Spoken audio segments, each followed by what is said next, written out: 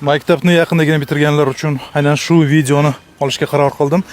Bugun aka sifatida, do'st sifatida 3 ta maslahat bermoqchiman yurakdan. Bu kasb tanlash borasida. Birinchisi, maslahatlashing. Ota-onangiz sizni yaxshi ko'rgan, sizni hurmat qilgan, ko'pni ko'rgan insonlar bilan albatta maslahatlashing, chunki bu maslahatlar oltinga teng bo'lishi mumkin.